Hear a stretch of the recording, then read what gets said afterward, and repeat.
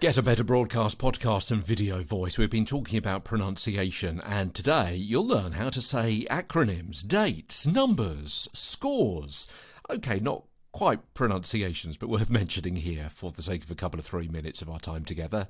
Acronyms, yeah, we'll start off with acronyms. So the initial letters, and sometimes you say them as initial letters, and sometimes you read those collections of letters as a word in itself. So there's the AEE Union, the Association of Engineering Employees. Now you could say AEE, or you could say AEE, depending on, because there are lots of different groups with that collection of initials. Is it AEE or is it AEE? So make sure that you know before you say on air, either in a live news broadcast, or maybe it's as part of a podcast, or maybe it's as part of an e-learning script or whatever, exactly which way they want you to say that collection of initials. And also there's the teaching group in the UK, BECTU. BECK-too is actually what you say. And acquired immunodeficiency syndrome is, of course, more commonly known as AIDS.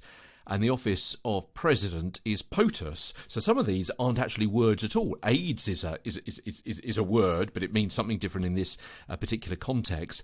POTUS isn't actually words in any other format or situation apart from standing for President of the United States. And so those are sometimes the words and the initials. If you get them the wrong way round, I mean, imagine how you would sound on air, on a script, or to your producer if you said a car bomb's exploded outside an NATO military airport in Kabul. It's obviously NATO, isn't it? Yeah. So that's acronyms. What about dates? What kind of problems can rear their head with dates? Now, how you read these often depends on what part of the world you're presenting a script for. In most parts of the world, the format is day, month, year. Yeah, it gets progressively bigger with the amount of time. Day is smaller than month, month is smaller than year, and so on. So it gets increasingly larger. But in the United States, it's month, day, year. So the 5th of March 2021 becomes March 5th 2021. And as you heard me say there's often the omission of the of too. So be aware of that. If something's just written as a date, do you want me to put in the of or not? And the year, month, day format, so different from the previous two I've mentioned, is used in other countries. Japan, China, North Korea, South Korea, Taiwan, Hungary, Lithuania and Iran all go year, month, day. In some countries and cultures, you might say, for example, the year 2019 as 2019. In other countries, it might be 2019 or 2019. So if you haven't been told specifically and the script is recorded, then make sure you provide some alternatives for the director or producer to get in and sort out. Okay. Let's move on to numbers and phone numbers, because like dates, these are said in different ways in different countries as well. First of all, as far as English-speaking countries go, in the US, saying 0 is more common than in the UK, where we tend to say oh. So that's how we would say the number before 1. And different countries have different ways to say phone numbers and grouping those numbers together. Although 777, 777, 777, 777 or 777 may be a matter of personal taste.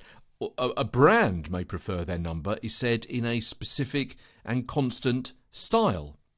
And the groupings of numbers may differ as well. So the number 07747123456 could be broken up into different smaller groups of digits depending on the local practice. So it could be 123456 or 123 456. Again, you may think I'm being a little bit pedantic. What I'm essentially saying is if you have a script with a phone number on or a date on, you need to check with the producer, the director, the client, whoever it happens to be, how do you actually want me to say this number? Because it could be part of their overall branding that acronyms, dates, phone numbers are said in a certain way.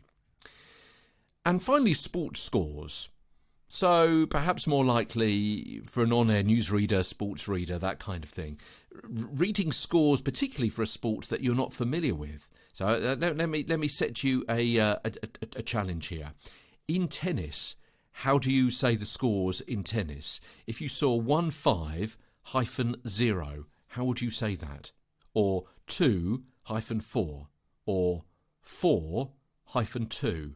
Are you familiar enough with tennis to know how to say those scores? How would you say the football or soccer score, which was 0-0? How would you say that? 0-0? Oh dear, if you did. And what about the results of a sailing regatta, or a cricket match, or Australia rules football, or American football, bowling, darts, or a golf tournament? They all have their peculiarities with how you say the different sets of numbers. And some of them, because they score in an unusual way, may lead you to think that you're giving the wrong score when actually it's right, because of the lowest score sometimes wins in some of those games and sports and hobbies and pastimes. So be careful of those. Okay, I'm Peter Stewart. Hope that you found that of interest. And again, look in the show notes and you'll find some links and some more ideas and those examples that I spoke about there. From London, I'm Peter Stewart.